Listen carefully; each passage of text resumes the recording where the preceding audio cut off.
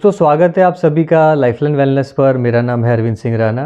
फिर से एक बार आज हम लोग आपके सामने कैंगन डिवाइस से जुड़ा हुआ एक बहुत ही अहम टॉपिक के ऊपर बात करने वाले हैं। और वैसे तो ये बात बहुत ही छोटी है, पर इसका इम्पोर्टेंस इतना ज़्यादा है कि अगर ये गलती हुई तो कई बार हमें प्रॉपर जो क्वालिटी होती है पानी की, जो प्रॉपर्टीज़ होती है वो नहीं मिलती है और उसकी वजह से हमें प्रॉपर रिज़ल्ट भी नहीं मिलता है। इतना अहम ये चीज़ है, पर इसे हम नज़रअंदाज करते हैं, इसे इतना इम्पोर्टेंस नहीं देते हैं। उसके ऊपर आज हम लोग बात करने वाले। पर उससे पहले अगर आप हमारे चैनल पर पहली बार आए हैं और आपके घर पे कैंगन डिवाइस लगा हुआ है और आप अपनी हेल्थ के बारे में जागरूक है, तो आपको हमारा लाइफलाइन वेलनेस चैनल ज़रूर से सब्सक्राइब कर देना चाहिए, क्योंकि हमारे चैनल पर तकरीबन 200 से ज़्यादा वीडियोज़ अवेलेबल हैं सिर्फ कैंगन वाटर और उसके डिवाइसेस और उसका जो मेंटेनेंस है, उसका क्या बेनिफिट है, क्या चीज़ें हमें ध्यान में रखनी है, कौन से पीएच का पानी पीना है, ये सारी इन्फॉर्मेशन अवेलेबल है डिटेल में विथ साइंटिफिक प्रूफ। तो चैनल को ज़रूर से सब्सक्राइब करें। तो दोस्तों आज का जो टॉपिक है ना वो वैसे तो देखा जाए तो बहुत छोटी चीज़ है, आपको ध्यान में नहीं आती है कभी कभी।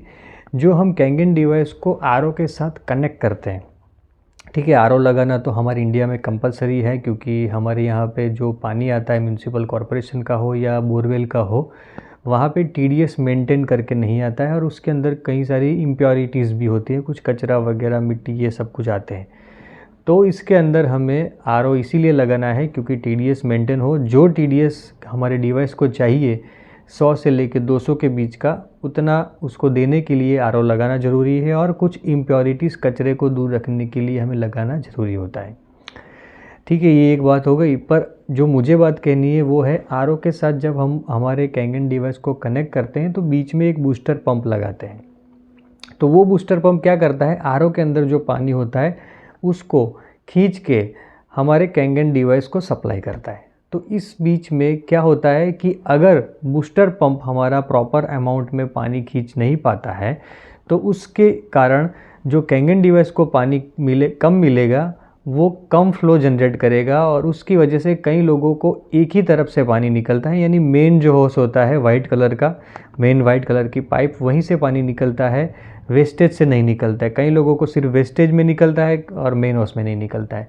तो ये जो उसका पावर होता है पंप का, अगर वो कम हो गया है, उसका प्रेशर कम हो गया है, तो उसकी वजह से ये कारण आ सकता है। और कई लोग कम जीपीडी का जो बूस्टर पंप होता है वो यूज़ करते हैं। अभी जीपीडी को साइड में रख देते हैं, वो क्या है वो टेक्निकल टर्म है। समझ लीजिए कि कम प्रेशर का पंप यूज़ करते हैं। जैसे कि कई लोग 100 जीपीडी यूज़ करते हैं, यानी उसका जो प्रेशर होता है वो 100 का होता है। तो 100 का जो प्रेशर है वो इनफ नहीं है पानी देने के लिए कैंगन डिवाइस को। हमारे डिवाइस को चाहिए कम से कम 150 जीपीटी का प्रेशर, कम से कम नहीं मगर 150 जीपीटी ही चाहिए। अगर आपने जो वो डोमेस्टिक वाला आरओ लगाया है घर पे और वहाँ उससे पानी खींच के आप उस कैंगन डिवाइस को दे रहे हैं, तो अगर आपने बड़ा सा टैंक स्टोरेज के लिए रखा है तो आपको शायद ज़्यादा जीपीटी की, यानी 300 जीपीटी लोग लगाते हैं। आपने जो बड़ी टंकी जो कई लोग यूज़ करते हैं कि सारा पानी फ़िल्टर होकर एक टंकी में स्टोर हो जाता है और उसके ज़रिए वो लोग कैंगन डिवाइस को देते हैं, तो उसमें जो बूस्टर पंप लगता है वो थोड़े ज़्यादा जीपीटी का ज़्यादा प्रेशर का लगता है, क्योंकि पानी का वॉल्यूम वहाँ पे बहुत ज़्यादा है। तो ज़्यादा वॉल्यूम का पानी होने की वजह से बूस्टर पंप को खींचने में दिक्कत ना आए, उसकी वजह से 300 जीपीटी लग सकता है। पर जो हम लोग घर में सिंपल आरओ यूज़ करते हैं, अगर उसके साथ कनेक्टेड है तो आपको 150 जीपीटी का पंप लगाना है, तो ही प्रॉपर अमाउंट में पानी वो खींच पाएगा और हमारा जो इलेक्ट्रोलाइसिस प्रोसेस है वो प्रॉपरली होगा। अगर पानी कम पड़ेगा तो इलेक्ट्रोलाइसिस प्रोसेस ज़्यादा होगा और आपको 9 पीएच की जगह शायद 10 पीएच का पानी मिले, 9.5 की जगह पे शायद 10.5 का पीएच का पानी मिले। ज़्यादा इलेक्ट्रोलाइसिस प्रोसेस होगा और उसकी वजह से पानी के अंदर कई बार थोड़ी स्मेल भी आएगी या आपको उसका स्वाद भी थोड़ा अलग प्रकार का लगेगा। ये सारी जो दिक्कतें हैं वो स्टार्ट हो जाएगी। तो वो हम लोग समझ नहीं पाते हैं कि एक्चुअली क्या हो रहा है, क्या प्रॉब्लम है।